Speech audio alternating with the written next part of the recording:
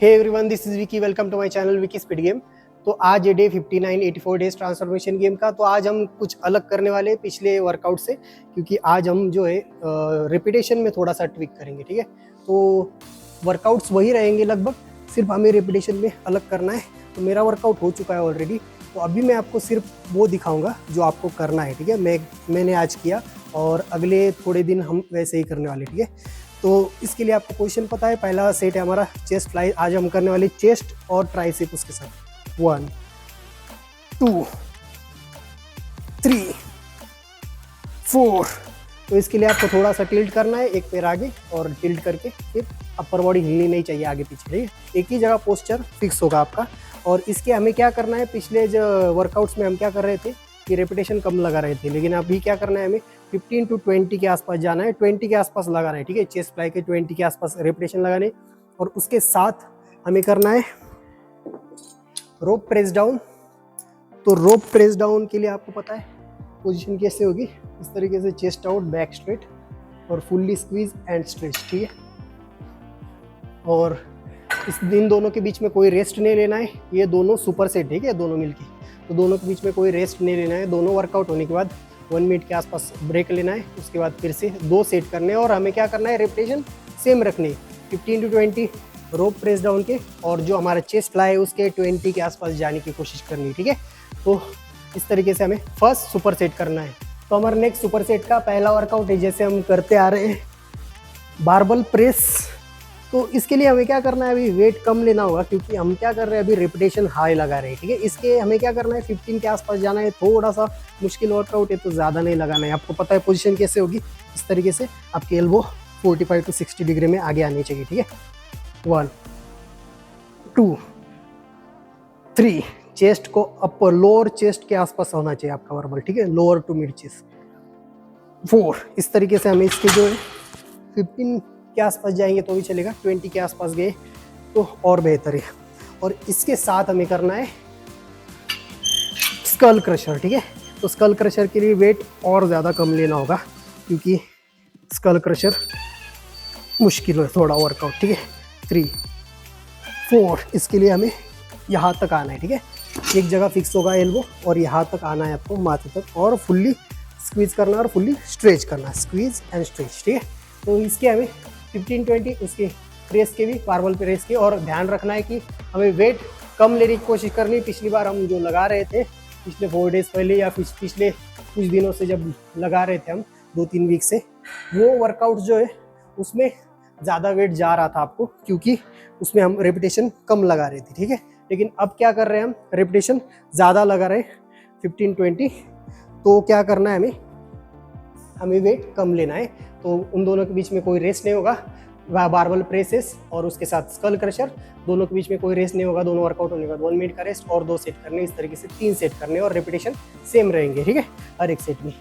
तो हमारा next super set का पहला वर्कआउट है इंक्लाइन डंबल फ्लाइज। तो इसके लिए आपको पोजीशन पता है, आपको स्ट्रेचिंग पर ध्यान देना है।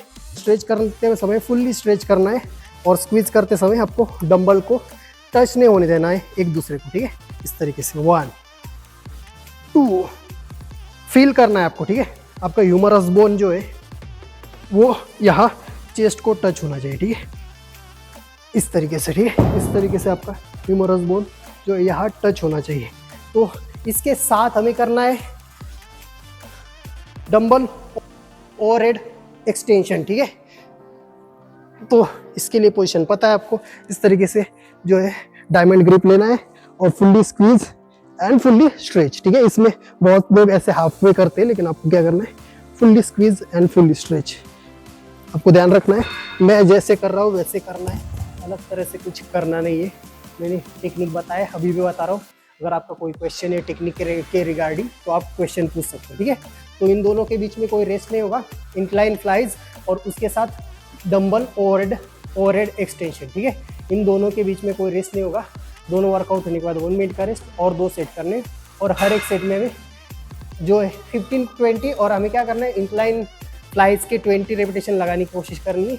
इसके भी चाहे तो जा सकते हैं, क्योंकि ये बहुत ज़्यादा मुश्किल नहीं है 15-20, लेकिन 20 लगाने की कोशिश करनी। ठीक है, बाकी जो दूसरा सुपर सेट था उसमें कम गए तो भी चलेगा, बारबल प्रेस या फिर स्कल क्रशर। ठीक है, लेकिन कोशिश करनी 15-20। और हमारा नेक्स्ट सुपर सेट का पहला वर्कआउट है, जैसे हम करते आ रहे हैं मेडिसिन बॉल पुशअप्स। तो मेडिसिन बॉल पुशअप्स के लिए आपकी पोजीशन ऐसे होगी और इस तरीके से हमें हिट करना है, तो ठीक है। और इसके रेपिटेशन जो है इसके उतने ही रखने 10 के आसपास, ठीक है। ज़्यादा नहीं जाएंगे इसके रेपिटेशन, क्योंकि हमने इतना वर्कआउट किया, सुपर सेट किए, तो इसके ज़्यादा रेपिटेशन नहीं जाएंगे। तो दोनों साइड से 10-10 लगाने, ज़्यादा लगाने की कोशिश नहीं करनी है। इस तरीके से 1 2 3। अगर आपके यहाँ मेडिसिन बॉल नहीं है तो आप इस तरीके से डंबल का यूज़ कर सकते हो। और इसके साथ हमें करना है डंबल किक बैक। और हमें क्या करना है, डंबल किक बैक करते समय डंबल यहीं तक लाना है, ठीक है। ज़्यादा आगे नहीं लेके आना है, हमारी जो टेंशन है वो रिलीज़ हो जाएगा। हमें कांस्टेंट टेंशन रखना है ट्राइसेप पर। 1 2 3 4 5 6। और अदर साइड से भी 1 2 3 4 5। स्ट्रेच करते समय फुल्ली स्ट्रेच करना है और स्क्वीज करते समय आपको यहाँ तक आना है, ठीक है। फुल्ली आगे तक नहीं आना है, ठीक है, ताकि टेंशन बना रहे। इस वर्कआउट में वही प्रॉब्लम है कि आपका जो है टेंशन रिलीज़ हो जाता है, तो आपको ध्यान रखना है ज़्यादा आगे नहीं आना है, ठीक है। तो इन दोनों के बीच में कोई रेस्ट नहीं होगा। जो हमने किया मेडिसिन बॉल पुशअप्स और उसके साथ हमने किया डंबल किक बैक, दोनों के बीच में कोई रेस्ट नहीं होगा। दोनों वर्कआउट होने के बाद 1 मिनट का रेस्ट लेना है और 2 सेट करने, और रेपिटेशन वही रहेंगे जो हमारे मेडिसिन बॉल में हम 10-10 किए थे दोनों तरफ। और सेकंड सेट में और थर्ड सेट में भी उतने ही करने। और इसके भी किक बैक पे 15-20 15-20, और तीनों सेट में ऐसे ही करना है 15-20, ठीक है। और इस तरीके से 3 सेट हो जाएंगे हमारे। और इसके बाद हमें करना है एब्स का वर्कआउट। तो एब्स का वर्कआउट मैं नहीं दिखाऊंगा, क्योंकि एब्स का वर्कआउट ऑलरेडी मैं बहुत सारे वीडियोस में दिखा चुका हूँ, ठीक है। चाहे तो मैं क्या कर दूंगा कि 1-2 दिन बाद मैं फिर से दिखा दूंगा, ठीक है, क्योंकि अभी मेरे पास टाइम बहुत ही कम है। तो आप क्या कर सकते हो, डे 57 में जो मैंने बताया है वर्कआउट, जो एब्स का वर्कआउट बताया है अपर एब्स का, वही फॉलो करना है आपको। वही रेपिटेशन है, वही वेट ले सकते हो आप, ठीक है, क्योंकि रेपिटेशन सेम है तो वेट भी उतना ही ले सकते हो। इस वर्कआउट्स में हमने चेस्ट और ट्राइसेप के लिए जो वेट है, जो रेपिटेशन है, वो अलग लिया है, उस वजह से फिर से मैंने अलग तरीके से दिखाया आपको, ठीक है। तो ये था हमारा आज का चेस्ट और ट्राइसेप का वर्कआउट। उसके बाद हम करेंगे एब्स का वर्कआउट, ठीक है। एब्स का वर्कआउट करना है, भूलना नहीं है, स्किप नहीं करना है। डे 57 का वो वीडियो देख लीजिए, या फिर जो भी अपर एब्स का वर्कआउट मैंने पिछले वीडियोस में दिखाया है, बहुत सारे वीडियोस में दिखाया है, 2-3 वीक से दिखा रहा हूँ, तो आप देख सकते हो और कर सकते हो, ठीक है। तो चलिए अब करते हैं हम कार्डियो। हमारा लास्ट एक्सरसाइज है, जैसे हम डेली करते हैं कार्डियो। तो कार्डियो में आज आप चाहे तो साइकिलिंग कर सकते हो या फिर रनिंग कर सकते हो। वैसे एक दिन आपको रनिंग, एक दिन इलिप्टिकल, एक दिन साइकिलिंग, ऐसे कर सकते हो आप, ठीक है। लेकिन मैं क्या करता हूँ, एक दिन रनिंग, एक दिन इलिप्टिकल, फिर से रनिंग, फिर से इलिप्टिकल, फिर से रनिंग, फिर से इलिप्टिकल, ऐसे 6 दिन करता हूँ, ठीक है। और उसके बाद 1 डे रेस्ट हम लेते आ रहे हैं जैसे। तो इस तरीके से मैं करता हूँ, आप चाहे तो ऐसे कर सकते हो, नहीं तो आप जो है जैसे 3 दिन का जो हमारा रोटेशन है वही फॉलो कर सकते हो, ठीक है। तो आज मैं कर रहा हूँ रनिंग। और साइकिलिंग के लिए आपको पता है थोड़ा सा हार्ड होना चाहिए चलाने के लिए, तो हार्ड करके चलाइए, ठीक है, 20 मिनट्स। और इसका पता है आपको रनिंग का 8 to 10 माइल्स पर आवर्स के हिसाब से। अभी मैं बहुत ही जल्दी 8 से आगे जा रहा हूँ, ठीक है।